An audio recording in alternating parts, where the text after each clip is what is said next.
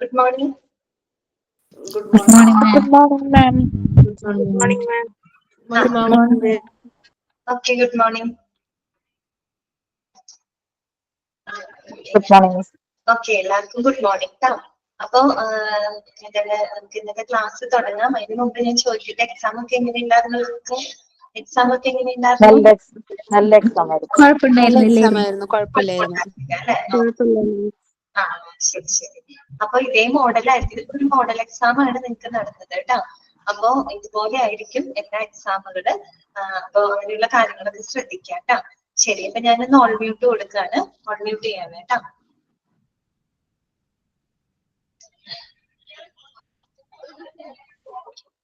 എല്ലാവർക്കും എക്സാം വലിയ കുഴപ്പമൊന്നും ഉണ്ടായിരുന്നില്ല എന്ന് ഞാൻ വിചാരിക്കുന്നത് കേട്ടോ. ഇപ്പൊ കഴിഞ്ഞ മോഡൽ എക്സാം ഇതേ മോഡലിൽ തന്നെ ഇതേ രീതിയിൽ തന്നെയായിരിക്കും കേട്ടോ അതിനുള്ള എല്ലാ എക്സാമുകളും നടക്കുക. പിന്നെ ആദ്യമായിട്ട് ചിലപ്പോൾ എക്സാം എഴുതിയതിന്റെ ബുദ്ധിമുട്ടുകൾ ആർക്കെങ്കിലും ഉണ്ടായിട്ടുണ്ടോ എന്നുള്ളതൊന്നും ഓക്കെ, ശരി, മാർക്ക് വന്നു അല്ലെ? ഓക്കെ ഓക്കെ, എല്ലാവർക്കും കുഴപ്പമില്ലാത്ത മാർക്കൊക്കെ ഉണ്ടെന്നാണ് വിശ്വസിക്കുന്നത് കേട്ടോ. ഒരു ക്ലാസ്സിൽ എഴുതിനോ എന്നാണ്ട് ഞാൻ ഇതിരുന്നു, ഇൻവിജിലേറ്റർ ആയിട്ട് ഇരുന്നു. അപ്പൊ അതിലുള്ള കുട്ടികളെയൊക്കെ കണ്ടിരുന്നു കുറച്ചു പേര്. ഹാൾ നമ്പർ 4 ആയിരുന്നു. അതെ, ഹാൾ നമ്പർ 4 ഞാനായിരുന്നു ഇരുന്നത്. അപ്പൊ അതിൽ കുറച്ച് പിള്ളേരെ ഞാൻ കണ്ടിരുന്നു. ഓക്കെ, അപ്പം പിന്നെ ഇപ്പോഴും കേട്ടോ എക്സാം എഴുതുന്ന സമയത്ത് നിങ്ങൾ എപ്പോഴും ശ്രദ്ധിക്കുക, നിങ്ങളുടെ ഫോൺ ഇപ്പോഴും ഫുൾ ചാർജ് ആയിരിക്കും. ഷെഫിൻ ഉണ്ടായിരുന്നു, ഷെഫിന്റെ പേര് ഞാൻ ഓർക്കുന്നുണ്ട്. ഓക്കെ ഓക്കെ, അപ്പോ എപ്പോഴും നിങ്ങളുടെ മൊബൈലിൽ ചാർജ് ഒക്കെ എപ്പോഴും നോക്കാണ്ട് റേഞ്ച് ഒക്കെ എപ്പോഴും ഉണ്ടോന്ന്. കാര്യം ഇതൊരു കുട്ടി പറഞ്ഞായിരുന്നു, ചെയ്ത് വന്ന് കുറച്ച് കഴിഞ്ഞ് ബാക്ക് അടിച്ച് എപ്പോഴേക്കും പോയി എന്നൊക്കെ പറഞ്ഞിരുന്നു. അപ്പൊ അങ്ങനെയുള്ള ഇഷ്യൂസുകളൊക്കെ ഇതൊരു മോഡലായിരുന്നു, മോഡൽ എക്സാം ആണ്. അപ്പൊ അതൊരു പരിചയപ്പെടാനുള്ള ഒരു അവസരം കൂടി ഉണ്ടായിരുന്നു. Okay Darsha, okay. ഞാൻ എന്റെ ക്ലാസ്സിലായിരുന്നു. Okay Jose, okay. അപ്പോ ഇതേ രീതിയിൽ തന്നെ നിങ്ങൾ കണ്ടിന്യൂ ചെയ്ത് പോവാ കേട്ടോ. എക്സാമിന്റെ ഒരു പാറ്റേൺ മനസ്സിലായി കാണും. ഇനി നമ്മള് ഇപ്പൊ ഇനി തുടങ്ങുന്നത് നിങ്ങൾക്കറിയാലോ, 3rd and 4th മൊഡ്യൂൾസിലേക്ക് നമ്മൾ കടന്നേക്കാണ്. അപ്പൊ ഓക്കെ, സിന്ധു ഉണ്ടായിരുന്നു. ഓക്കെ ഓക്കെ, ശരി. അപ്പോ ഒരു കാര്യം കൂടെ പറയാണ്, നമ്മൾ ഇനി 3rd and 4th മൊഡ്യൂൾ ഇപ്പൊ സ്റ്റാർട്ട് ചെയ്തല്ലോ. അതിലെ ചാപ്റ്റേഴ്സ് ഉണ്ട്, ശരി, ഉണ്ട് കേട്ടോ. എക്സാം അറ്റൻഡ് ചെയ്യാൻ പറ്റാത്തവർക്ക് വീണ്ടും റീ എക്സാം ഓപ്ഷനൊക്കെ ഉണ്ട് കേട്ടോ അവിടെ. ഓക്കെ, അതിനെ കുറിച്ച് നിങ്ങൾ എങ്ങനെയാന്ന് വെച്ചാൽ ഓഫീസിൽ വിളിച്ചാൽ പറയും, അങ്ങനെ നടത്താറുണ്ട് അവിടെ. ഓക്കെ, അപ്പം ഒരു കാര്യം കൂടെ, ഇപ്പൊ 2-3 പ്രാവശ്യം എഴുതി കഴിയുമ്പോൾ നിങ്ങൾക്ക് അതുമായിട്ട് ഓക്കെ ആയിക്കോളും. ഇനി നമ്മൾ ഇനി തുടങ്ങാൻ പോകുന്നത് 3rd and 4th മൊഡ്യൂളിലെ ചാപ്റ്റേഴ്സിലേക്ക് നമ്മൾ കടന്നിരിക്കുകയാണല്ലോ.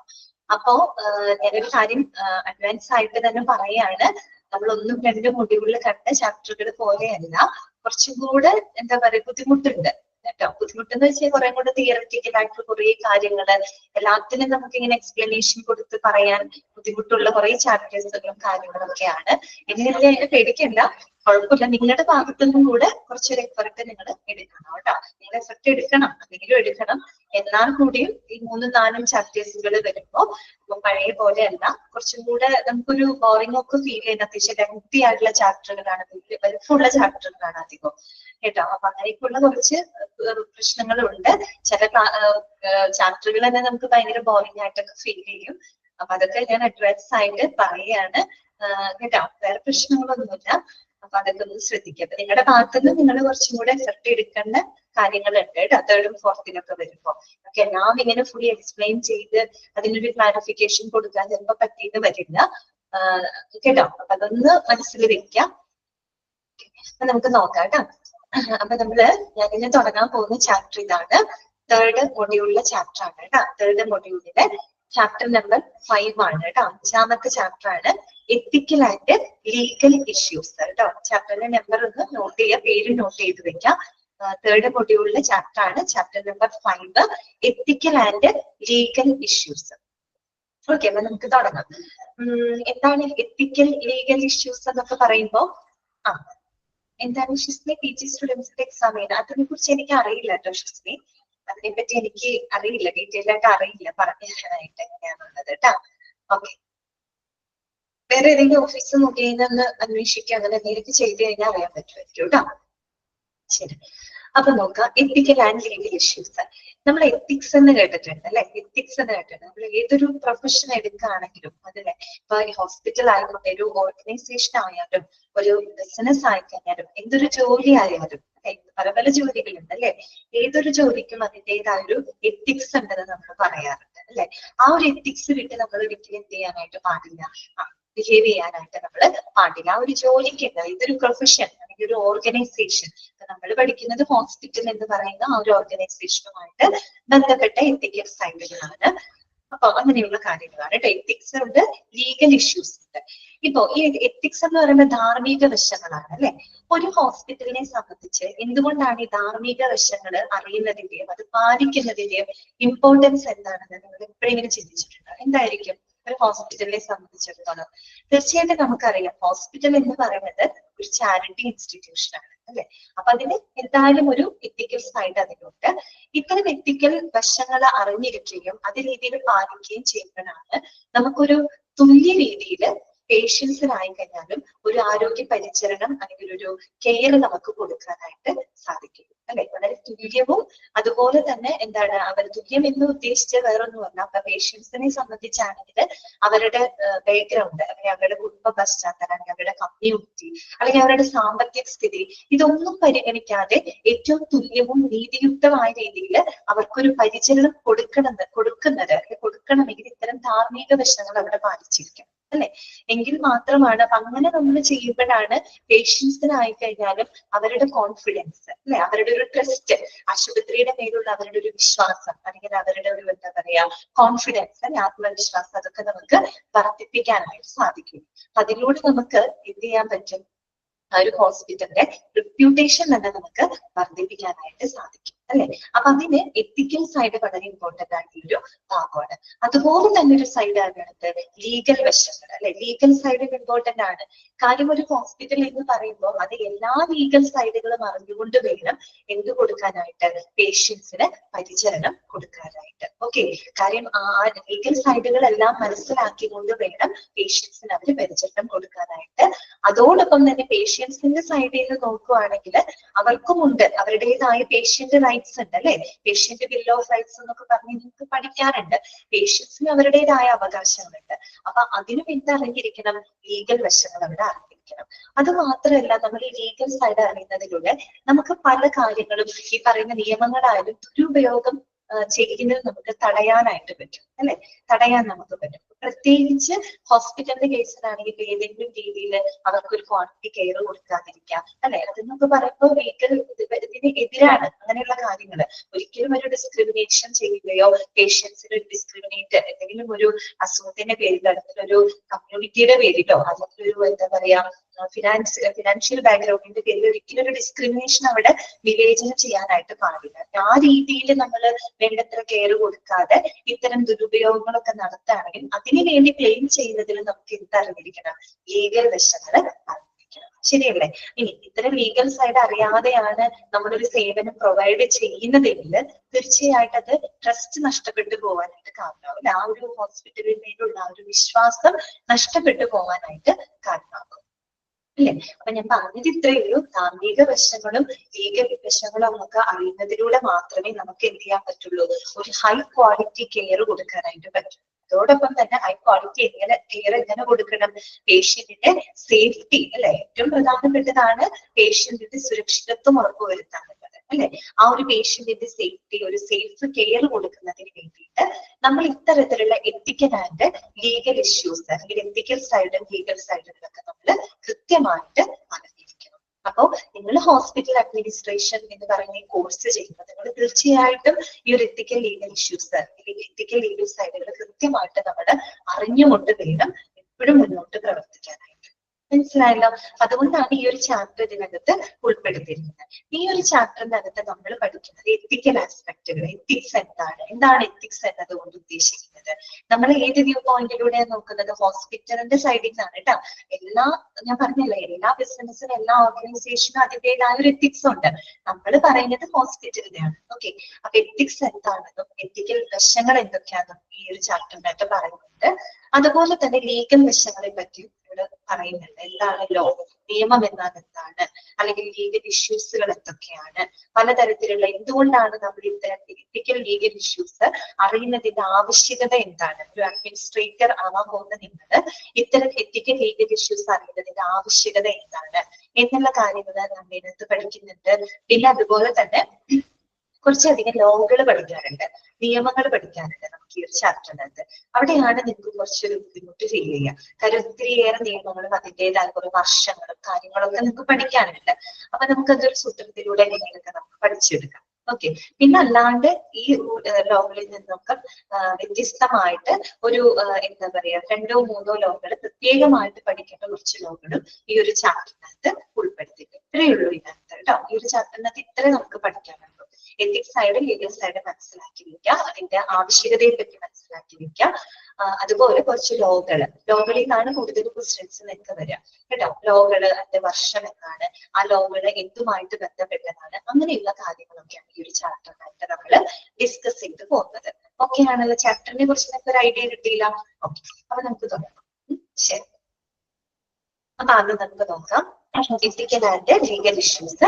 ഫസ്റ്റ് നമ്മൾ പറയുന്നത് എത്തിക്കൽ ആസ്പെക്ട്. ഇതൊക്കെ കൺസെപ്റ്റുകൾ മനസ്സിലാക്കിയാൽ മതി കേട്ടോ. ഇത് കൂടുതൽ അങ്ങോട്ട് കുത്തി നോക്കണ്ട. ഇതിന്റെ കൺസെപ്റ്റ് നിങ്ങൾക്ക് ക്ലിയർ ആവാം. പഠിക്കേണ്ട ചില പോർഷൻസുകളുണ്ട് വ്യക്തമായിട്ട്, അത് നമ്മൾ പറയും, അത് കൂടുതൽ ഫോക്കസ് ചെയ്യുക. ഈ കാര്യങ്ങളൊക്കെ നല്ല രീതിയിൽ മനസ്സിലാക്കി വെക്കുക കേട്ടോ. അപ്പൊ ഒരു എക്സാം കഴിഞ്ഞപ്പോ നിങ്ങൾക്ക് മനസ്സിലായില്ലേ അതിന്റെ ഒരു ട്രെൻഡ് എന്താന്നുള്ളത് മനസ്സിലായിട്ടുണ്ടാവും. ഓക്കെ, അപ്പൊ നമുക്ക് എത്തിക്കൽ ആസ്പെക്ട് കേട്ടോ, ധാർമ്മിക വശങ്ങളെ പറ്റിയാണ് നമ്മൾ പഠിക്കുന്നത്. ജസ്റ്റ് ഒന്ന് വായിക്കാം നമുക്ക്. Code of behaviour set by members of the medical profession to control the practice of medicine so that its members do not bring disgrace to the profession. എന്താണ് കോഡ് ഓഫ് ബിഹേവിയർ? പെരുമാറ്റച്ചട്ടം. അത് തന്നെയാണ് ethics എന്ന് പറയുന്നത്. ഈ എത്തിക്സിനെ തന്നെ പറയുന്ന മറ്റു പല ഇതിനാണ് പറയുന്നത് കോഡ് ഓഫ് ബിഹേവിയർ അല്ലെങ്കിൽ കോഡ് ഓഫ് കണ്ടക്ട് എന്നൊക്കെ പറയുന്നത് എന്താ? പെരുമാറ്റച്ചട്ടങ്ങൾ. അത് തന്നെയാണ് എത്തിക്സ് എന്നതുകൊണ്ട് ഉദ്ദേശിക്കുന്നത്. ഈ കോഡ് ഓഫ് ബിഹേവിയർ എന്ന് പറയുന്ന അത്തരം പെരുമാറ്റച്ചട്ടങ്ങൾ നമുക്കറിയാം മെഡിക്കൽ പ്രൊഫഷനിലെ അംഗങ്ങൾ തന്നെ സെറ്റ് ചെയ്തെടുക്കുന്നതാണ് അല്ലെ ഈ ഒരു കോഡ് ഓഫ് ബിഹേവിയർ എന്ന് പറയുന്നത്. എന്തിനു വേണ്ടിയിട്ടാണ് നമ്മൾ ഇത്തരത്തിലുള്ള പെരുമാറ്റച്ചട്ടങ്ങൾ ഇങ്ങനെ സെറ്റ് ചെയ്യുന്നതിന്റെ ആവശ്യകത എന്താണ്? എന്തുകൊണ്ടാണ്?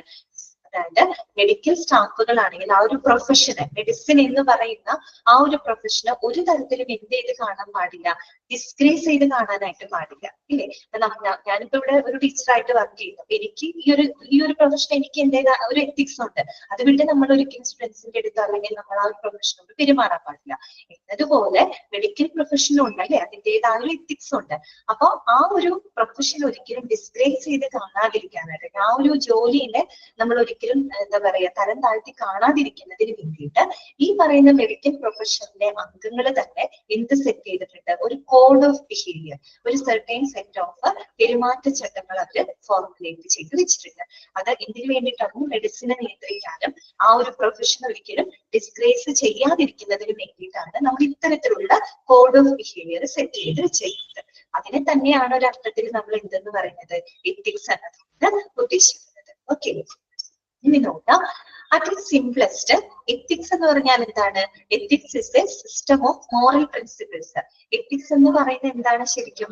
ഒരു ധാർമ്മിക തത്വങ്ങൾ എന്ന് നമുക്ക് പറയാം. ഓക്കെ, ധാർമ്മിക തത്വങ്ങൾ എന്ന് വേണമെങ്കിൽ നമുക്ക് സിമ്പിൾ ആയിട്ട് എത്തിക്സിന് പറയാം. ഇനി വേറൊരു തരത്തിൽ ഡിഫൈൻ ചെയ്തിരിക്കുന്നത് നോക്കിയേ. Ethics is concerned with what is good for individuals and society and is also described as moral philosophy. അത് വേറൊരു തരം ഡെഫിനേഷൻ ആണ് പറയുന്നത്. അതായത് എത്തിക്സ് എന്ന് പറയുന്നത് ഒരു എന്താ പറയുക വ്യക്തികൾക്കായാലും ഒരു സമൂഹത്തിനായാലും ഒരു വ്യക്തികൾ ഉൾപ്പെട്ട സമൂഹത്തിന്റെ നന്മയുമായിട്ട് അല്ലെങ്കിൽ നല്ലതുമായിട്ട് ബന്ധപ്പെട്ട ഒരു വശമാണ് എത്തിക്സ് എന്ന് സൂചിപ്പിക്കുന്നത്. അല്ലാണ്ട് ഒരിക്കലും മോശം സൈഡ് അല്ല അവിടെ സൂചിപ്പിക്കുന്നത്. എത്തിക്സ് എന്ന് കേട്ട് കഴിഞ്ഞാൽ എന്താണ് അവിടെ ഉദ്ദേശിക്കുന്നത്? ആ ഒരു വ്യക്തികൾ ഉൾപ്പെടുന്ന സമൂഹത്തിന്റെ നല്ലതുമായിട്ട് അല്ലെങ്കിൽ നന്മയുമായിട്ട് ബന്ധപ്പെട്ട കാര്യങ്ങളാണ് എത്തിക്സ് എന്നതുകൊണ്ട് ഉദ്ദേശിക്കുന്നത്.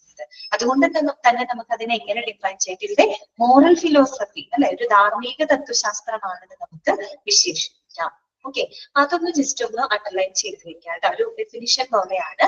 Ethics is concerned with what is good for individuals and society and is also described as A moral philosophy. Okay, ഇനി വീണ്ടും വേറൊരു രീതിയിൽ പറയാണ്, A code of ethics is wide which gives the employees or members A general idea of what kinds of behavior and decisions are desirable and encouraged at a business or organization. ഇനി വേറൊരു തരത്തിൽ ethics എന്ന് പറയുമ്പോൾ അതൊരു ചെറിയ കാഴ്ചപ്പാടല്ല. ഒരു code of ethics എന്ന് പറയുമ്പോൾ ഒരു ചെറിയ കാര്യമല്ല, അതൊരു വൈഡ് ആയിട്ടുള്ള ഒരു വിശാലമായിട്ടുള്ള ഒരു കാഴ്ചപ്പാടാണ്. കാര്യം എന്താണെന്ന് അറിയാമോ? ഒരു ഓർഗനൈസേഷനെ സംബന്ധിച്ചിടത്തോളം, നമ്മുടെ ഓർഗനൈസേഷൻ ഒരു ഹോസ്പിറ്റലാണ് അല്ല, ഇപ്പൊ ഒരു ബിസിനസ് ആയിക്കോട്ടെ, എന്ത് തന്നെ ആയിക്കോട്ടെ, ഒരു ഓർഗനൈസേഷൻ ആയാലും ഒരു ബിസിനസ് ആയിക്കഴിഞ്ഞാലും ഏത് തരത്തിലുള്ള പ്രവർത്തനങ്ങളാണ് ആ ഒരു സ്ഥാപനത്തെ പറ്റി ഏറ്റവും അപ്രോപ്രിയേറ്റ് ആയിട്ട് അഭികാമ്യമായിട്ടുള്ളത് എന്ന് തിരിച്ചറിയാനായിട്ട് അവിടുത്തെ ജീവനക്കാരെ സഹായിക്കുന്നത് ഈ ഒരു കോഡ് ഓഫ് എത്തിക്സ് ആണ്. മനസ്സിലായി? ആ ഒരു കോഡ് ഓഫ് എത്തിക്സ്, നമ്മളിപ്പോ ഒരു സ്ഥാപനത്തിൽ ജോലി ചെയ്യുമ്പോൾ ആ ഒരു സ്ഥാപനത്തിന് ഒരു എത്തിക്സ് ഉണ്ടാവും. അത് കൃത്യമായിട്ട് മനസ്സിലാക്കിക്കൊണ്ടാണ് അവിടുത്തെ ഓരോരോ സ്റ്റാഫുകളും പ്രവർത്തിക്കുന്നത് അല്ലെ?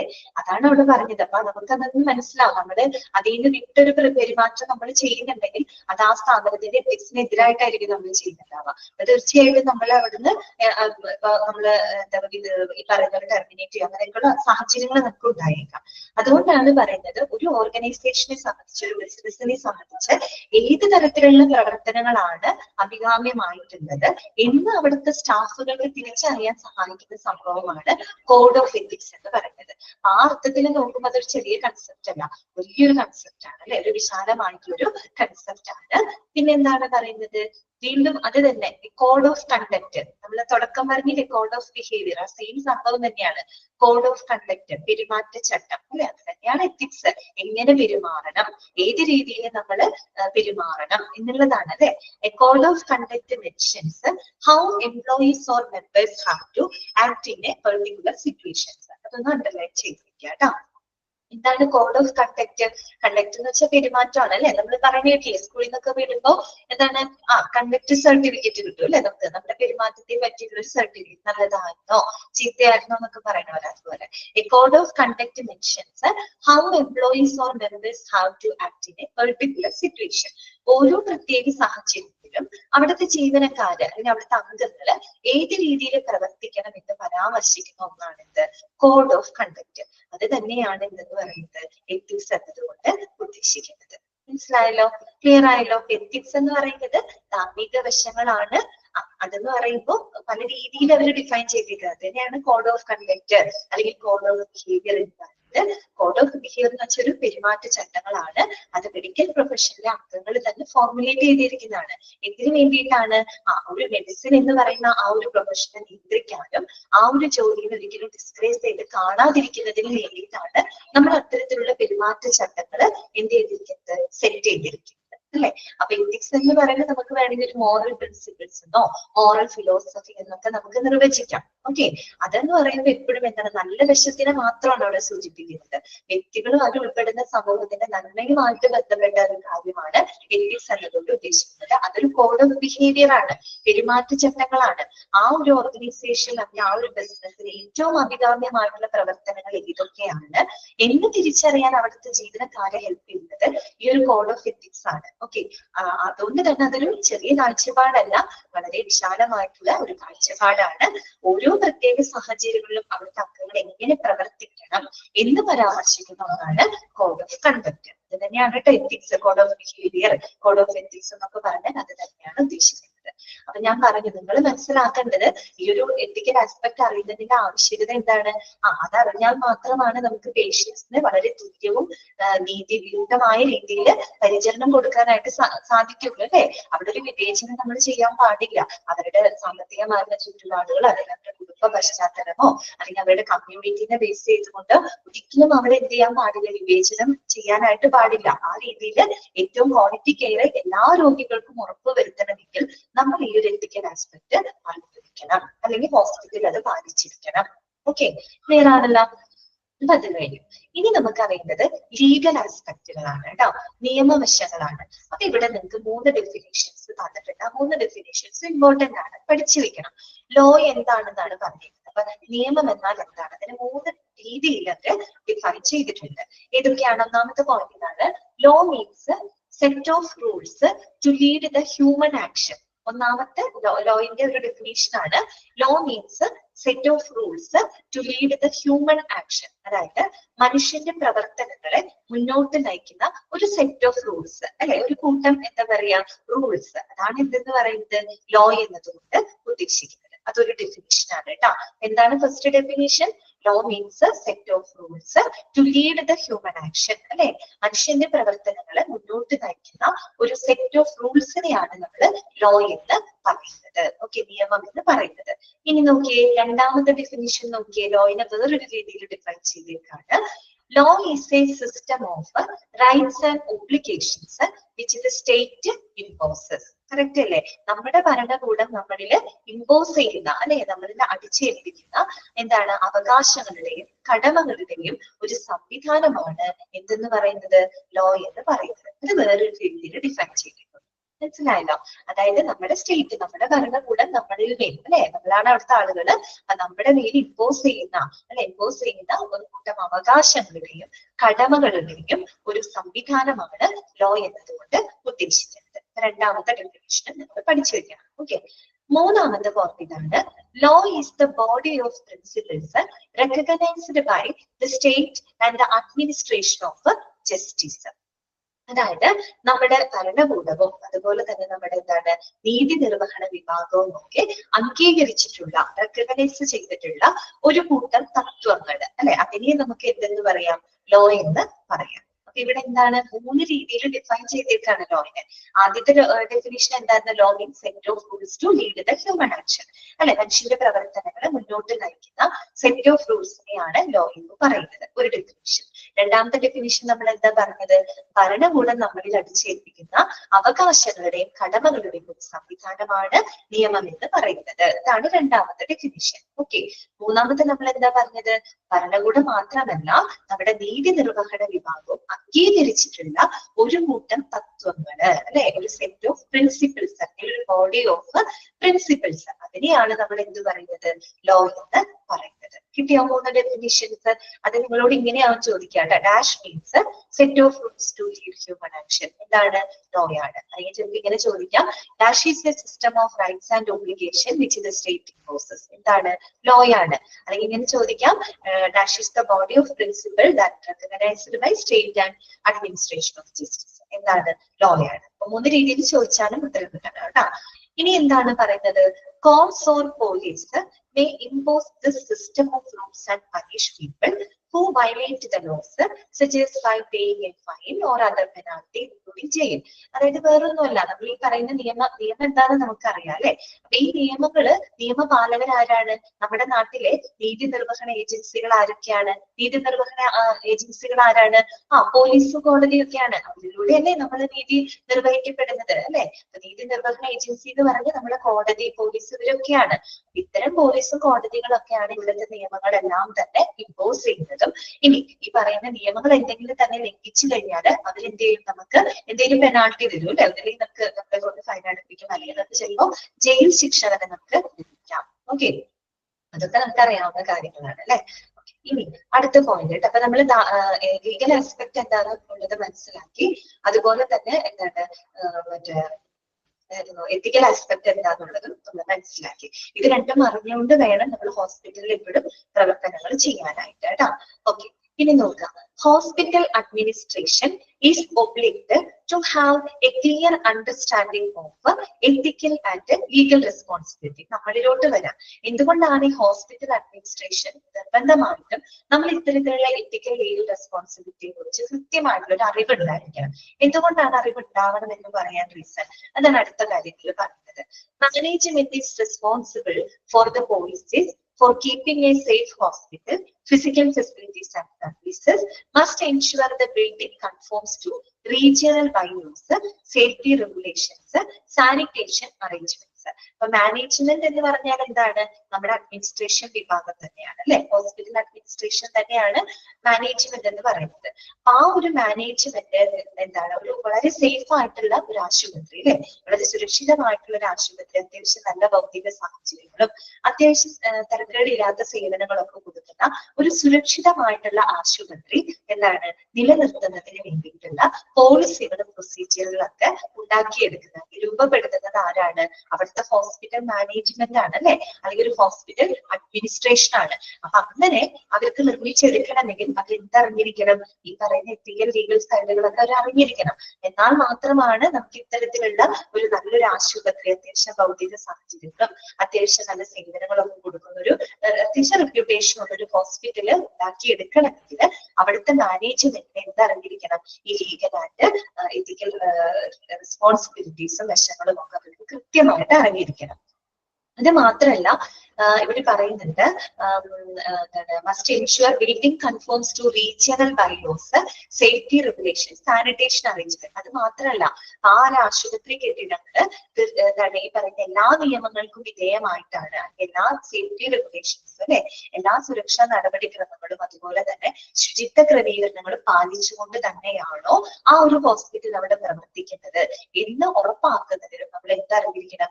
എത്തിക്കൽ ആൻഡ് ലീഗൽ റെസ്പോൺസിബിലിറ്റീസും വശങ്ങളും അറിഞ്ഞിരിക്കണം അല്ലെ. അപ്പൊ ലീഗൽ സൈഡാണ് ഈ പറയുന്നത് ബൈലോസ്, അതുപോലെ സേഫ്റ്റി റെഗുലേഷൻ, സാനിറ്റേഷൻ അറേഞ്ച്മെന്റ് എന്നൊക്കെ പറഞ്ഞ അതിന്റെ ലീഗൽ വശങ്ങളാണ്. അപ്പൊ അത് അറിഞ്ഞിരുന്നാൽ മാത്രമേ നമുക്ക് നല്ല രീതിയിൽ അതിനനുസരിച്ചുള്ള പോളിസികളും പ്രൊസീജിയറുകളും ഒക്കെ ഫോർമുലേറ്റ് ചെയ്യാനായിട്ട് സാധിക്കുള്ളൂ. ഓക്കെ, ക്ലിയർ ആണല്ലോ? ജനറൽ ആയിട്ടുള്ള കാര്യങ്ങളാണ് പറയുന്നത്.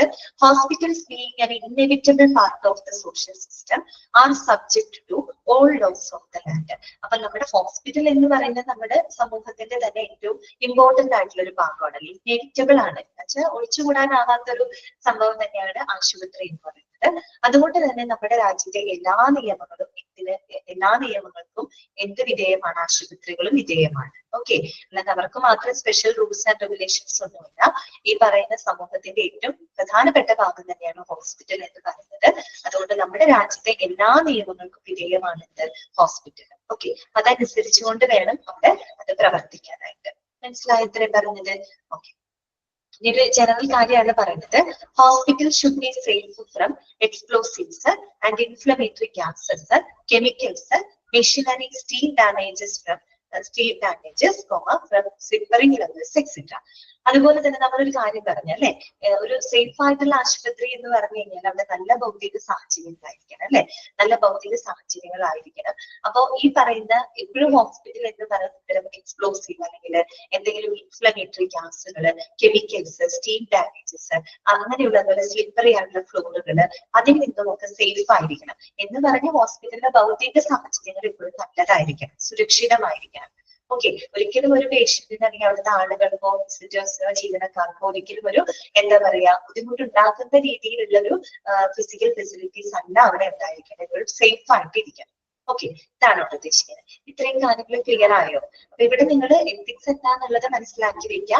ലോകളുടെ 3 ഡെഫിനേഷൻസ് പറയുന്നുണ്ട്, അതെന്താണെന്നുള്ളത് മനസ്സിലാക്കുക. പിന്നെ നിങ്ങൾക്ക് ഏകദേശം ഐഡിയ കിട്ടിയിട്ടുണ്ടായിരുന്നു എന്തുകൊണ്ടാണ് എത്തിക്കൽ ലീഗലൊക്കെ അറിഞ്ഞിരിക്കണം, അല്ലെങ്കിൽ അതനുസരിച്ചുകൊണ്ട് വേണം ഒരു ഹോസ്പിറ്റൽ പ്രവർത്തിക്കണം എന്ന് പറയുന്നതിന്റെ കാര്യം നിങ്ങൾക്ക് എന്താണെന്ന് ക്ലിയർ ആയിട്ടുണ്ടോ?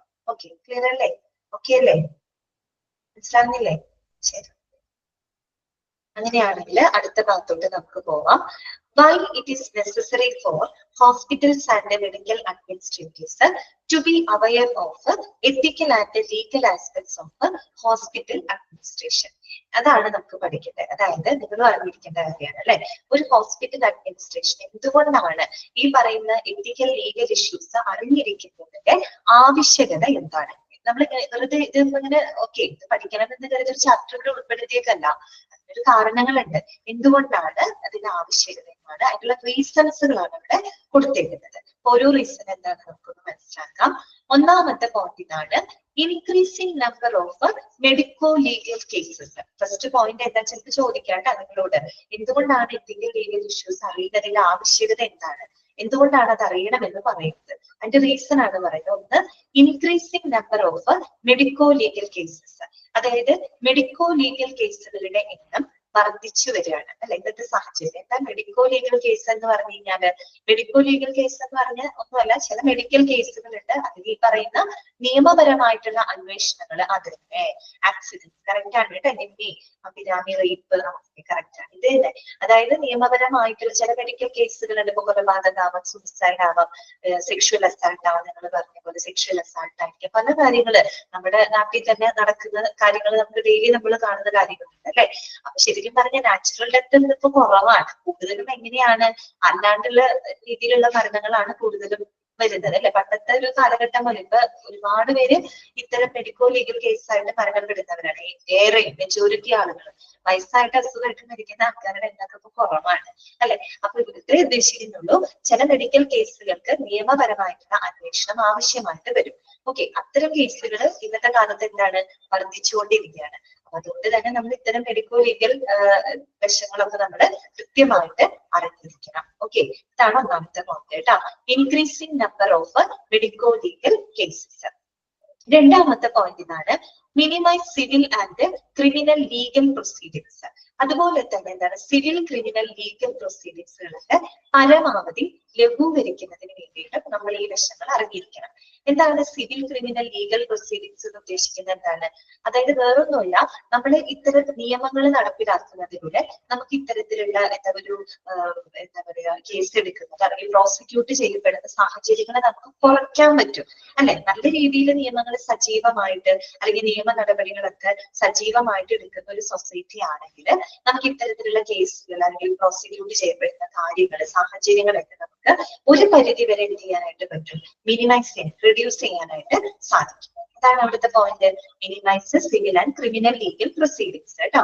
സിവിൽ ക്രിമിനൽ ലീഗൽ പ്രൊസീഡിങ്സുകൾ ലഘൂകരിക്കുന്നതിന് വേണ്ടിയിട്ട് നമ്മൾ ഇത്തരത്തിലുള്ള ആസ്പെക്റ്റുകൾ അറിഞ്ഞിരിക്കണം. മൂന്നാമത്തെ പോയിന്റ് ഇതാണ്, ensure the quality of medical care അല്ലെ.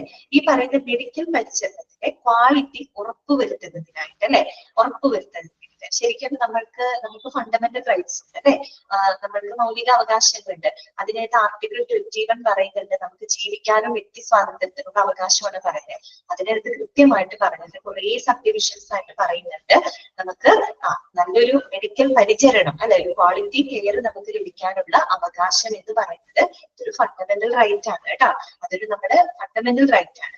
അപ്പൊ നോക്കുക, ensure the quality of medical care കേട്ടോ, മെഡിക്കൽ കെയറിന്റെ ആ ഒരു ക്വാളിറ്റി ഉറപ്പുവരുത്തുന്നതിന്. ഓക്കെ, പിന്നെ എന്താണ് അടുത്ത പോയിന്റ് പറയുന്നത്, in India, lawyers are very little trained as yet and exposure in the complex issues associated with the medical cases. അതൊരു ഫാക്റ്റ് ആണ് പറഞ്ഞത്. അതായത് നമ്മുടെ രാജ്യത്ത് ഈ പറയുന്ന മെഡിക്കോ ലീഗൽ കേസുകൾ കൈകാര്യം ചെയ്യുന്നതിനും അത് നല്ല രീതിയിൽ എക്സ്പോഷർ ചെയ്യുന്നതിനും ഒരു എന്താ പറയുക സഫീഷ്യന്റ് ആയിട്ടുള്ള ട്രെയിനിങ് ലഭിച്ചിട്ടുള്ള ആളുകൾ നമ്മുടെ ഇന്ത്യയിൽ കുറവാണ്. അതൊരു കാര്യമാണ് പറഞ്ഞത്. അതായത് മെഡിക്കോ ലീഗൽ കേസുകൾ വരുമ്പോൾ അതിനെ നല്ല രീതിയിൽ എക്സ്പോഷർ ചെയ്യാനും അതുപോലെ അതിനെ നല്ല രീതിയിൽ ഇഫക്റ്റീവ് ആയിട്ട് അതിനെ ഹാൻഡിൽ ചെയ്യാനായിട്ടുള്ള സഫീഷ്യന്റ് ട്രെയിനിങ് ലഭിച്ചിട്ടുള്ള ആളുകൾ ഇന്ത്യയിൽ വളരെ കുറവാണ്. അങ്ങനെയുള്ള ലോയേഴ്സ് വളരെ കുറവാണ്. അപ്പൊ അങ്ങനെ കുറവായതുകൊണ്ട് തന്നെ നമുക്ക് എന്ത് ചെയ്യാൻ പറ്റും, നമ്മൾ ഓരോരുത്തരും അല്ലെ, ഓരോ വ്യക്തികൾ നിർബന്ധമായിട്ടും ഈ പറയുന്ന എത്തിക്കൽ ലീഗൽ വശങ്ങളെ കുറിച്ച് നമ്മൾ അറിഞ്ഞിരിക്കണം. ചില സ്ഥലങ്ങളിലൊക്കെ ഇങ്ങനെയുള്ള എത്തിക്കൽ ലീഗൽ കാര്യങ്ങളൊക്കെ അറിയാനുള്ള പ്രോഗ്രാമുകളൊക്കെ കണ്ടക്ട് ചെയ്യും. എന്തിനു വേണ്ടിയിട്ടാന്ന് വെച്ചാൽ ജനങ്ങളിൽ ഒരു അവബോധം ഉണ്ടാക്കിയെടുക്കാനാണ്. നമുക്കറിയില്ല, നമ്മൾ വിചാരിക്കുന്ന നിയമങ്ങൾ നടത്തുന്നത് ചില കാര്യങ്ങളിൽ ഒരു നിയമം ലംഘനം നടന്നു കഴിഞ്ഞാൽ ഇത് ദുരുപയോഗം ചെയ്യപ്പെട്ടാൽ അതൊരു നിയമ ലംഘനമാണെന്ന് തിരിച്ചറിയാനുള്ളൊരു അത്യാവശ്യം ഒരു വിവരം നമുക്ക് വേണ്ടേ. അത് നിയമലംഘനാണെന്ന് അറിഞ്ഞാലാണ് നമുക്ക് അതിനനുസരിച്ച് മുന്നോട്ട് പോകാനായിട്ട് പറ്റും. ആ ഒരു അറിവ് ഉണ്ടാവണമെങ്കിൽ നമ്മൾ എന്ത് വേണം, എത്തിക്കൽ ലീഗൽ വശങ്ങളൊക്കെ കൃത്യമായിട്ട് നമ്മൾ ഓരോരുത്തരും അറിഞ്ഞിരിക്കണം. ഓക്കെ, അപ്പൊ അത് ആ ഒരു സാഹചര്യമാണ് പറയുന്നത്. കാര്യത്തിൽ മെഡിക്കൽ കേസുകളൊക്കെ എന്താ പറയുക കൈകാര്യം ചെയ്യാനുള്ള ട്രെയിനിങ് ലഭിച്ചിട്ടുള്ള ലോയേഴ്സുകൾ ഇന്ത്യയിൽ പൊതുവെ കുറവാണ്. ഓക്കെ, അപ്പൊ അതുകൊണ്ട് നമ്മൾ ഓരോരുത്തരും അതിനെപ്പറ്റി അറിഞ്ഞിരിക്കേണ്ടതിന്റെ ആവശ്യകത വർദ്ധിച്ചു വരികയാണെന്നാണ് അവിടെ പറയുന്നത്. ഓക്കെ, അടുത്ത പോയിന്റ് ഇതാണ്, it helps the medical professionals to do the right things and protect themselves from the silly litigations. അത് മാത്രമല്ല, മെഡിക്കൽ പ്രൊഫഷണലുകൾക്കാണെങ്കിൽ അവർക്ക് അവരുടെ കാര്യങ്ങൾ വളരെ ഭംഗിയായിട്ട് ചെയ്യാനും ശരിയായിട്ട് ചെയ്യാനും ഇനി ചെറിയ ചില പ്രശ്നങ്ങളിൽ നിന്ന് അവർക്ക് അവരെ സ്വയം സംരക്ഷിക്കുന്നതിന് വേണ്ടിയിട്ടും എന്തറിഞ്ഞിരിക്കണം, ഈ പറയുന്ന എത്തിക്കൽ ലീഗൽ ഇഷ്യൂസുകളൊക്കെ അറിഞ്ഞിരിക്കണം. കഴിഞ്ഞ കുറച്ച് കാലങ്ങളിലായിട്ട് നമ്മൾ കഴിഞ്ഞ വർഷം അതിന്റെ മുമ്പത്തെ വർഷമൊക്കെ ആയിട്ട് നമ്മൾ കണ്ടിട്ടുണ്ട് അല്ലെ, ഒത്തിരി ഡോക്ടേഴ്സിന്റെ നേരെ അതിക്രമങ്ങൾ. ഇപ്പൊ നമ്മുടെ ഒരു വന്ദനാദാസ് എന്ന് പറയുന്ന ഒരു മെഡിക്കൽ ഡോക്ടർ അതുപോലെ കൊല ചെയ്യപ്പെട്ടിരുന്നു അല്ലെ.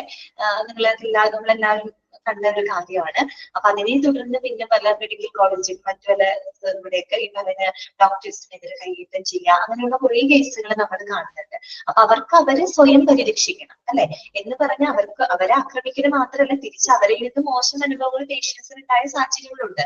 രണ്ടുമുള്ള കാര്യങ്ങൾ നമ്മൾ എല്ലാവരും കാണുന്നതാണ്. പക്ഷെ എന്നിരുന്നാൽ കൂടിയും ഇവിടെ അതാണ് പറയുന്നത് കേട്ടോ, മെഡിക്കൽ പ്രൊഫഷണലുകളെ സംബന്ധിച്ച് അവർക്ക് അവരുടെ കാര്യങ്ങൾ ശരിയായിട്ട് ചെയ്യാനും ചില സില്ലി ലിറ്റിഗേഷൻ എന്ന് വെച്ചാൽ വ്യവഹാരങ്ങൾ എന്നൊക്കെയുള്ള അർത്ഥമാണ് കേട്ടോ. ഇങ്ങനെയുള്ള ചില പ്രശ്നങ്ങളിൽ നിന്നൊക്കെ അവരെ സ്വയം സംരക്ഷിക്കുന്നതിനായിട്ടും എന്തറിഞ്ഞിരിക്കണം, ഈ പറയുന്ന എത്തിക്കൽ ലീഗൽ വശങ്ങൾ അറിഞ്ഞിരിക്കണം. മനസ്സിലായോ പറഞ്ഞത്? അതാണ് കേട്ടോ. It helps the medical professionals to do the right things and to protect themselves from the silly litigation. പിന്നെ ആറാമത്തെ പോയിന്റ് എന്താണ്? Increasing awareness among the public about the duties and commitments of medical practitioners as and of hospitals. അത് മാത്രമല്ല, ഹോസ്പിറ്റലുകളിലായാലും ഈ പറയുന്ന medical പ്രൊഫഷണലുകൾ അല്ലെ, ഡോക്ടർമാരായാലും നഴ്സുമാരായാലും മറ്റനുബന്ധ ജീവനക്കാരായാലും അവരുടെ ഡ്യൂട്ടീസിനെ പറ്റിയും അവരുടെ ആ ഒരു എന്താ പറയാ പ്രതിബദ്ധതകളെ കുറിച്ചൊക്കെ കമ്മിറ്റ്മെന്റ്സിനെ കുറിച്ചൊക്കെ പൊതുജനങ്ങളിൽ അവബോധം ഉണ്ടാക്കിയെടുക്കുന്നതിനും നമ്മൾ എന്തറിഞ്ഞിരിക്കണം, ഈ പറയുന്ന എത്തിക്കൽ ലീഗൽ വശങ്ങൾ അറിഞ്ഞിരിക്കണം. ഞാൻ തിരിച്ചു പറഞ്ഞു, കാര്യം ഈ പറയുന്ന പബ്ലിക്കിലേക്കും എന്താണ് പല പ്രശ്നങ്ങൾ ചിലപ്പോൾ ഉണ്ടായേക്കാം അല്ലെ. അപ്പൊ അങ്ങനെ ഉണ്ടാവുമ്പോ അവർക്ക് വേണ്ട വിധത്തിൽ ഒരു എന്താ പറയുക വേണ്ട പരിചരണം കിട്ടുന്നില്ല എന്നുണ്ടെങ്കിൽ പേഷ്യൻസിന് എന്ത് ചെയ്യാം, അവർക്ക് അതിന് വേണ്ടി ക്ലെയിം ചെയ്യാം അല്ലെ. ലീഗൽ വശങ്ങൾ അവർക്ക് അതിന് വേണ്ടി നോക്കാം. അപ്പൊ അതറിഞ്ഞിരിക്കണമെങ്കിലും എന്തറിയണം, നമ്മൾ ഈ ലീഗൽ വശങ്ങളൊക്കെ നമുക്ക് അറിഞ്ഞിരിക്കണം. മനസ്സിലായല്ലോ? ക്ലിയർ ആയല്ലോ? അപ്പൊ ഏതൊക്കെ പോയിന്റുകളാണ് പറഞ്ഞത്, എന്തുകൊണ്ടാണ് ഇതിന്റെ ആവശ്യകത? ഒന്ന്, മെഡിക്കോ ലീഗൽ കേസുകളുടെ എണ്ണം വർദ്ധിച്ചു വരികയാണ്. അതുപോലെ പരമാവധി സിവിൽ ക്രിമിനൽ ലീഗൽ പ്രൊസീഡിങ്സിനെ റിഡ്യൂസ് ചെയ്യുന്നതിന് വേണ്ടിയിട്ട് മിനിമൈസ് ചെയ്യുന്നതിന് വേണ്ടിയിട്ട് നമ്മൾ അത് അറിഞ്ഞിരിക്കണം. അതുപോലെ തന്നെ ഏറ്റവും ഹൈ ക്വാളിറ്റിയിലുള്ള മെഡിക്കൽ പരിചരണം ലഭ്യമാക്കുന്നതിന് നമ്മൾ എത്തിക്കൽ ലീഗൽ ആസ്പെക്ടുകൾ അറിഞ്ഞിരിക്കണം. ഒരു മിനിറ്റ്.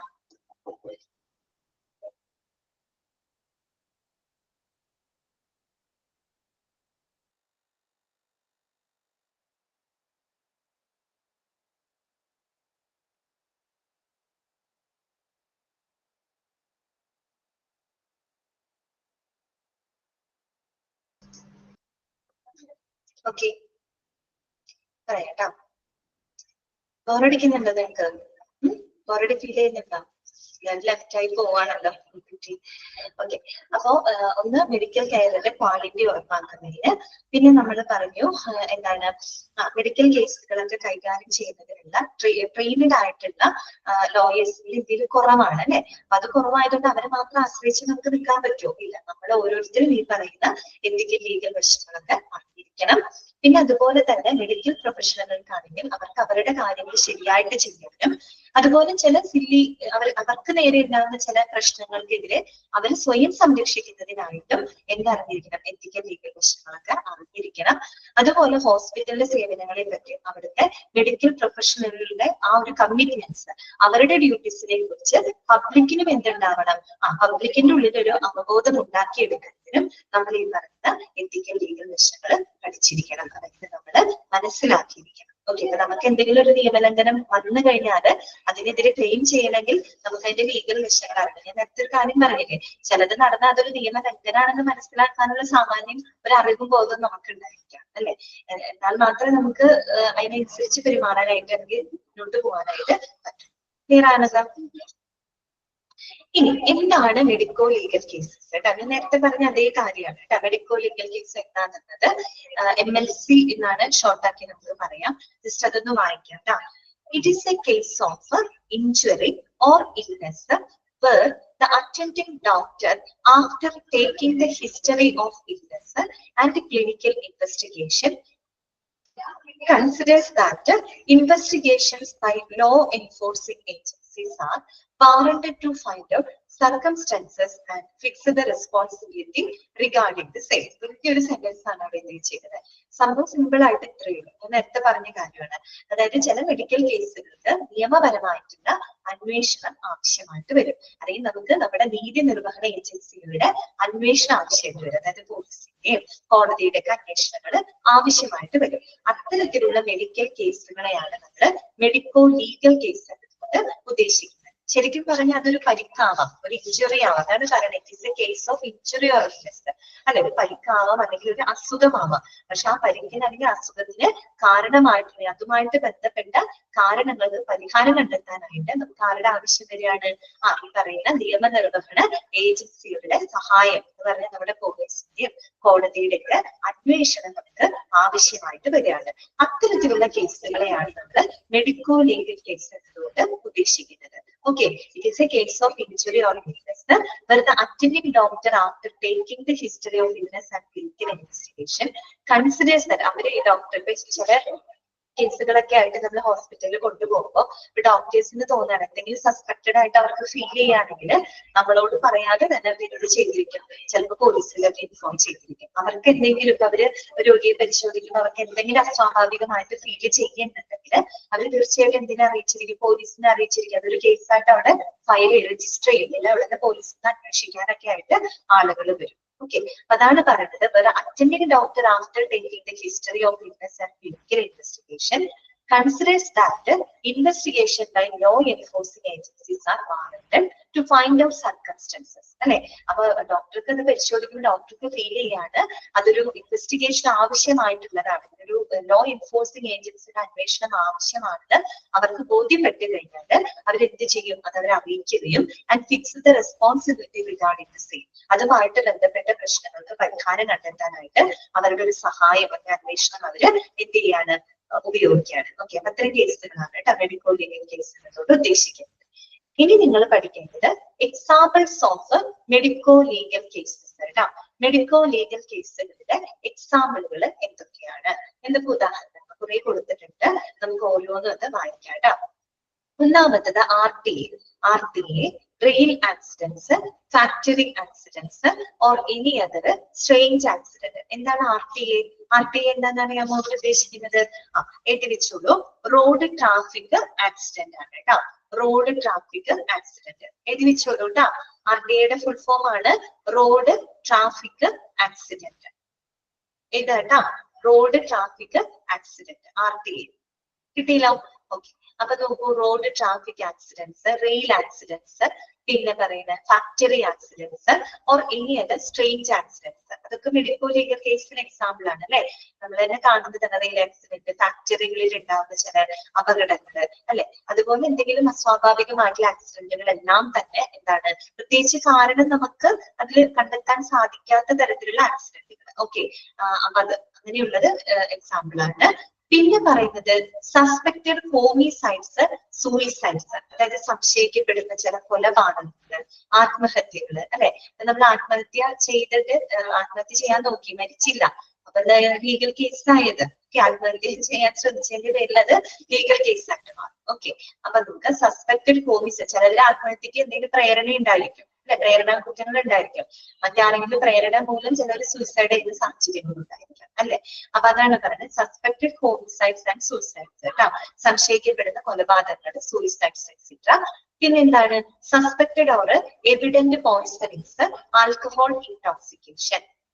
സംശയിക്കപ്പെടുന്നതോ അല്ലെങ്കിൽ വ്യക്തമായിട്ടുള്ളതോ ആയ പോയിസണിങ്സ്, അങ്ങനത്തെ അപകടങ്ങൾ ഉണ്ടാവുന്നത്, ആൽക്കഹോൾ ഇൻടോക്സിക്കേഷൻ അല്ലെ. ഇപ്പൊ മദ്യത്തിന് എന്തെങ്കിലും വിഷം കലർത്തി കൊടുക്കുക, അങ്ങനെയൊക്കെ സംഭവിക്കാലോ അത്തരത്തിലുള്ള കേസുകള്. പിന്നെ പറയുന്നത് burn injuries owing to any cause, അതുപോലെ ഇലക്ട്രോഷൻ. ഇലക്ട്രോഷൻ എന്ന് പറഞ്ഞാൽ വൈദ്യുതാഘാതമാണ് കേട്ടോ. വൈദ്യുതാഘാതമാണ് ഉദ്ദേശിക്കുന്നത്. അല്ലെങ്കിൽ ഏതെങ്കിലും കാരണത്താൽ ഉണ്ടാകുന്ന പൊള്ളലുകള് അല്ലെങ്കിൽ പരിക്കുകള്, പിന്നെ വൈദ്യുതാഘാതങ്ങള്, ഇതൊക്കെ മെഡിക്കോ ലീഗൽ കേസിന് എക്സാമ്പിൾ ആണ്.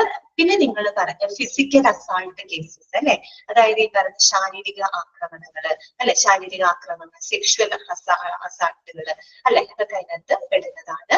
പിന്നെ അനിമൽ അറ്റാക്ക്, സ്നേക്ക് ബൈറ്റ് അല്ലെ, മൃഗങ്ങളെ കൊണ്ട് ആക്രമിക്കുക, സ്നേക്ക് ബൈറ്റ്, ഇതൊക്കെ നമ്മുടെ നാട്ടിലുണ്ടായ കാര്യങ്ങളാണ് അല്ലെ.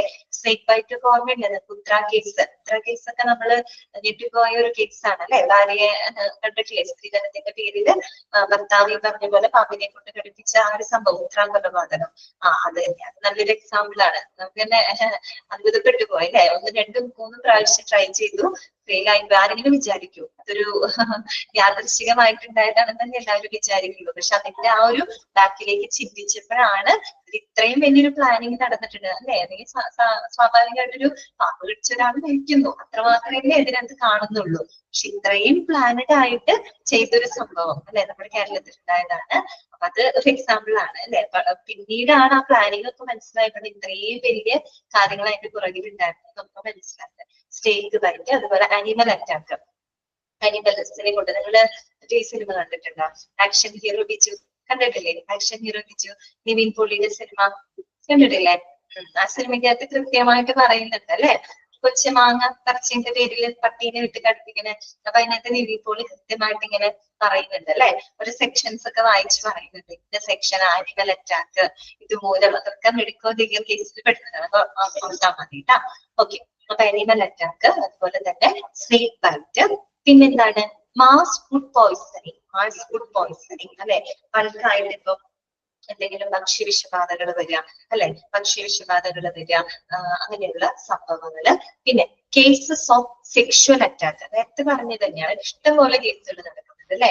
റേപ്പ് കേസുകൾ നമുക്ക് ഇഷ്ടം പോലെ ഡെയിലി എന്നോണം നമ്മൾ കാണുന്ന കാഴ്ചയാണ് കേസസ് ഓഫ് സെക്ഷുവൽ അറ്റാക്ക്. പിന്നെന്താണ് ഈ പറയുന്ന പോലെ സസ്പെക്ട്, ഇവിടെ ബംഗാളിലുണ്ടായി കഴിഞ്ഞ വർഷമല്ലേ, കഴിഞ്ഞ വർഷം ബംഗാളിൽ ഇതുപോലെ തന്നെ ഒരു സീനിയർ റെസിഡന്റ് ഡോക്ടറിനെ ഇതുപോലെ തന്നെ ആക്രമിച്ചിട്ട് ഭയങ്കര മൃഗീയമായിട്ട് കൊലപ്പെടുത്തിയ ഒരു സംഭവം ഉണ്ടായിരുന്നു, സെക്ഷുവൽ അറ്റാക്ക്. നിങ്ങളത് വായിച്ചിട്ടുണ്ടായിരിക്കും. ഓക്കെ, അപ്പൊ കേസസ് ഓഫ് സെക്ഷുവൽ അറ്റാക്ക്. പിന്നെന്താണ് suspected of obvious criminal abortion, സംശയിക്കപ്പെടുന്നതോ അല്ലെങ്കിൽ വ്യക്തമായിട്ടുള്ളതായ ഗർഭചിത്രങ്ങൾ. ശരിക്കും ഗർഭചിത്രം എന്ന് പറയുന്നത് നമ്മുടെ ഇവിടെ ലീഗലി എന്താണ് അല്ലെ, ഓഫൻസ് ആണ്. മെഡിക്കൽ ടെർമിനേഷൻ ഓഫ് പ്രഗ്നൻസി എന്നൊക്കെ പറഞ്ഞിട്ട് നമുക്ക് ഇനി പഠിക്കാനൊക്കെ ഉണ്ട് കേട്ടോ. എനിക്ക് ഇതാണ് ഈ പറയുന്നത്, സംശയിക്കപ്പെടുന്നത് വ്യക്തമായിട്ടുള്ള ഗർഭചിത്രങ്ങള്. അതുപോലെ തന്നെ injury cases where foul play suspected, അതായത് ഈ പറയുന്ന എന്തെങ്കിലും ഫ്രോഡ് സംശയിക്കപ്പെടുന്ന അല്ലെങ്കിൽ ഇഞ്ചുറി കേസുകൾ. ഇഞ്ചുറി കേസുകള്.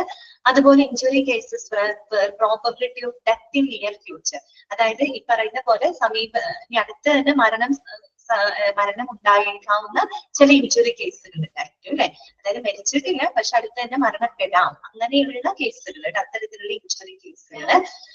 പിന്നെ പറയുന്നത് unconscious cases where the reason of it is unclear, അതുപോലെ തന്നെ അബോധാവസ്ഥയിലാവുന്ന സാഹചര്യം. അപ്പൊ അബോധാവസ്ഥയിൽ ഒരു രോഗിയെ കണ്ടു, എന്ത് കാരണമാണ്, അത് കാരണം വ്യക്തമല്ല, പല കാരണങ്ങളാവാം അല്ലെ. അതാണ് പറയുന്നത് unconscious cases where reason of it is unclear അല്ലെ, അതിന്റെ വ്യക്തമായിട്ടുള്ള കാരണങ്ങളില്ല, പക്ഷെ അങ്ങനെ വരുന്ന അൺകോൺഷ്യസ് കേസുകള് അതൊക്കെ അവര് പോലീസിൽ റിപ്പോർട്ട് ചെയ്യും. അവർക്ക് സസ്പെക്റ്റഡ് ആയിട്ട് ഒരു ഡോക്ടർക്ക് ഫീൽ ചെയ്യുകയാണെന്നുണ്ടെങ്കിൽ അവര് അപ്പൊ തന്നെ അത് റിപ്പോർട്ട് ചെയ്യും. പിന്നെന്താണ് brought dead cases were criminal offences affected, അതായത് ക്രിമിനൽ ഒഫൻസ് സംശയിക്കപ്പെടുന്ന മരണകാരണം കേസുകൾ അല്ലെ, ഡെഡ് കേസസ്.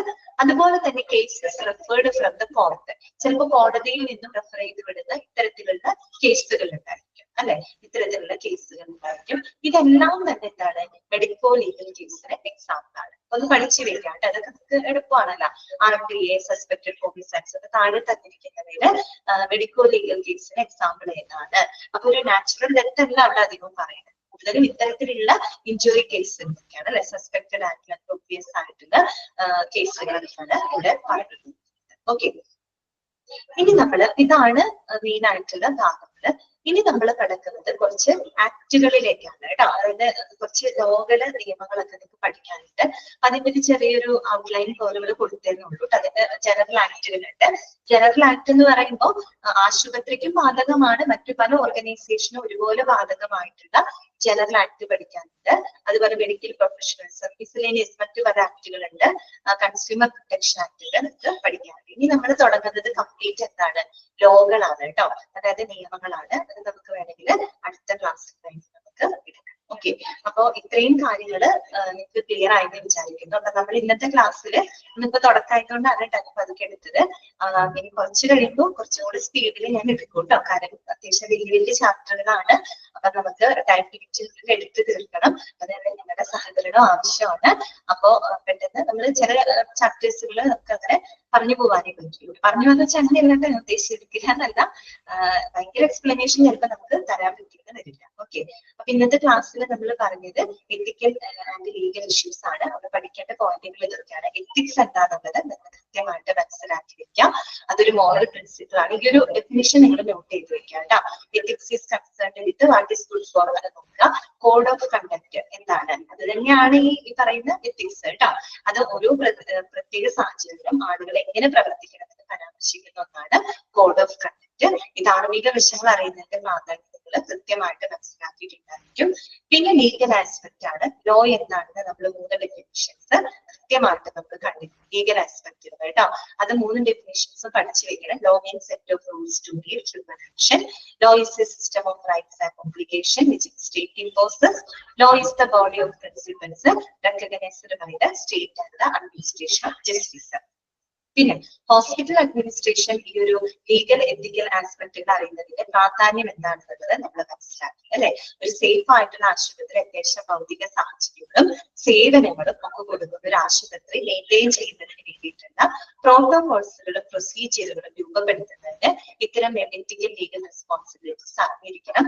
അത് മാത്രമല്ല ആ ഒരു ഹോസ്പിറ്റലില് എല്ലാ ലോകളും സേഫ്റ്റി റെഗുലേഷൻസും ശുചിത്വ ക്രമീകരണങ്ങളും പാലിക്കുന്നുണ്ടോ എന്ന് ഉറപ്പാക്കുന്നത് നമ്മൾ എത്തിക്കൽ ലീഗൽ റെസ്പോൺസിബിലിറ്റീസ് അറിഞ്ഞിരിക്കണം. അതിന്റെ ആവശ്യകത എന്താണെന്നതിന് കൃത്യമായിട്ടുള്ള റീസൺസ് ഒരു 6 പോയിന്റുകൾ നമ്മൾ പറഞ്ഞു. മെഡിക്കോ ലീഗൽ കേസുകളുടെ എണ്ണം വർദ്ധിച്ചു വരുന്നു. അതുപോലെ ക്രിമിനൽ സിവിൽ ലീഗൽ പ്രൊസീഡിങ്സ് കുറയ്ക്കുന്നതിന് വേണ്ടിയിട്ട്, മിനിമൈസ് ചെയ്യുന്നതിന് വേണ്ടിയിട്ട്, ഉയർന്ന ക്വാളിറ്റിയിലെ മെഡിക്കൽ പരിചരണം ലഭിക്കുന്നതിന് വേണ്ടിയിട്ട് മെഡിക്കൽ പ്രൊഫഷണൽസ് അവരുടെ ജോലി നന്നായിട്ട് ചെയ്യാനും സിവിൽ ലിറ്റിഗേഷനിൽ നിന്ന് അവരെ സ്വയം സംരക്ഷിക്കുന്നതിനും, അതുപോലെ പബ്ലിക്കില് ഈ പറയുന്ന ഹോസ്പിറ്റലിന്റെ സേവനങ്ങളെ പറ്റിയുള്ള ആ ഒരു കമ്മിറ്റ്മെന്റ്സിന് ആ ഒരു എന്താ പറയാ അവരുടെ കമ്മിറ്റ്മെന്റ്സിനെ പറ്റി ഒരു അവബോധം ഉണ്ടാക്കിയെടുക്കുന്നതിനും പബ്ലിക്കിൽ ഉണ്ടാക്കിയെടുക്കുന്നതിനും നമ്മൾ ഇത്തരത്തിലുള്ള ലീഗൽ എത്തിക്കൽ ആസ്പെക്ടുകൾ അറിഞ്ഞിരിക്കണം. മെഡിക്കോ ലീഗൽ കേസ് എന്ന് പറഞ്ഞാൽ വേറൊന്നുമല്ല, ഒരു ഇഞ്ചുറി ആവാം, അതൊരു പരിക്കാവാം അല്ലെ, ഒരു അസുഖമോ എന്ത് വേണമെങ്കിലും ആവാം. പക്ഷെ അതിന്റെ കാരണം അതുമായിട്ട് ബന്ധപ്പെട്ട പ്രശ്നങ്ങൾ പരിഹരിക്കാനായിട്ട് നമുക്ക് നിയമനിർവഹണ ഏജൻസികളുടെ അന്വേഷണം ആവശ്യമായിട്ട് വരികയാണ്.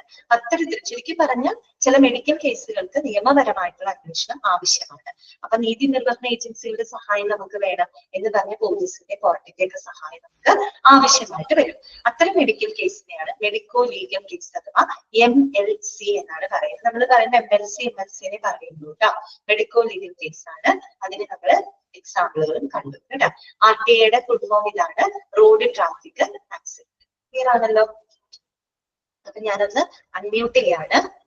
അടുത്ത എക്സാമിന് 3-4 മൊഡ്യൂൾ മാത്രമാണോ ഉണ്ടാവുക? അതെ അതെ, അടുത്ത ഇപ്പൊ നിങ്ങൾക്ക് ഫസ്റ്റും സെക്കൻഡും മൊഡ്യൂൾ കഴിഞ്ഞപ്പോ അതിന്റെ മാത്രം മോഡൽ എക്സാം നടന്നില്ലേ? അതുപോലെ 3rd-ഉം 4th-ഉം കഴിയുമ്പോൾ 3rd-ഉം 4th-ന്റെ കൂടിയിട്ട് ഒരു മോഡൽ എക്സാം വരും. ഇപ്പൊ നിങ്ങൾ എഴുതിയത് മോഡൽ എക്സാം ആണ് കേട്ടോ, മോഡൽ എക്സാം ആണ്. അത് കഴിഞ്ഞിട്ട് ഫൈനൽ എക്സാം വരില്ലേ? അത് ഓരോ മൊഡ്യൂൾ വൈസ് ആയിട്ടാണ്. ഫസ്റ്റ് മൊഡ്യൂളിൽ മാത്രമായിട്ട് ഒരു എക്സാം ഒരു ദിവസം, second module, 3rd module, 4th അങ്ങനെ സെപ്പറേറ്റ് ആയിട്ടായിരിക്കും മെയിൻ എക്സാം വരിക കേട്ടോ. മെയിൻ എക്സാം ഇപ്പൊ നിങ്ങൾ ഇങ്ങനെ മോഡൽ ചെയ്ത് നിങ്ങൾക്ക് അതുമായിട്ടൊക്കെ എങ്ങനെ ചെയ്യണം എന്നൊക്കെയുള്ള ഒരു ഐഡിയ നിങ്ങൾക്ക് കിട്ടും ഇങ്ങനെ മോഡൽ എക്സാം ചെയ്യും. ഓക്കെ, ഈ എക്സാം അറ്റൻഡ് ചെയ്യാൻ പറ്റാത്തവർക്ക് എന്താ പറയാ റീ എക്സാമിനുള്ള ഓപ്ഷൻ ഉണ്ട് കേട്ടോ. ഓക്കെ, അപ്പൊ ഞാനിത് അൺമ്യൂട്ട് ചെയ്യാണ്. ഇന്നത്തെ ക്ലാസ്സിൽ നിങ്ങൾക്ക് എന്തെങ്കിലും ഡൗട്ട് ഉണ്ടെങ്കിൽ ചോദിക്കാം കേട്ടോ. അൺമ്യൂട്ട് ചെയ്തിട്ടുണ്ട്. എന്തെങ്കിലും ഡൗട്ട്സ് ഉണ്ടെങ്കിൽ നിങ്ങൾക്ക് ചോദിക്കാം കേട്ടോ. പിന്നെ ഞാനൊരു കാര്യം കൂടെ പറയാണ്, എക്സാം എപ്പോഴും എഴുതുമ്പോൾ 3:30 തന്നെ എക്സാം എഴുതി തീർക്കണം കേട്ടോ. അത് നിങ്ങളുടെ ഡ്യൂട്ടിയാണ്. ഓക്കെ, അപ്പൊ 3:30 കഴിയുമ്പോൾ നമ്മളൊരു എക്സാം ആണ് നടത്തുന്നത്. ഞാൻ ഇരുന്ന ക്ലാസ്സിൽ ഞാൻ ലാസ്റ്റ് ആയപ്പോ കുറച്ച് ഞാൻ പറഞ്ഞിരുന്നു പെട്ടെന്ന് തന്നെ കഴിയണം കുറച്ച് ഒച്ചിരുത്താണ് പറഞ്ഞത്. ഓക്കെ, അതിന് കാര്യം ഇത്രയേ ഉള്ളൂ. 3:30 ആവുമ്പോ നമുക്ക് എക്സാം കഴിയും. ആ സമയത്ത് തന്നെ നിർത്തണം എന്നുള്ളത് നമ്മൾ ശ്രദ്ധിക്കണം കേട്ടോ. ശരി, അപ്പൊ നമുക്ക് വേറെ ഡൗട്ട്സ് ഒന്നും ഇല്ലാന്ന് വിചാരിക്കുന്നു. അങ്ങനെ നമുക്ക് ക്ലാസ് കണ്ടിന്യൂ ചെയ്യാം കേട്ടോ. ഓക്കെ ആണല്ലോ? ശരി, അടുത്ത ക്ലാസ്സിൽ നമുക്ക് ലോകളൊക്കെ പഠിക്കാം കേട്ടോ, നിയമങ്ങളൊക്കെ പഠിക്കാം. ശരി, okay, thank you ma'am. Thank you ma'am. Thank you ma'am.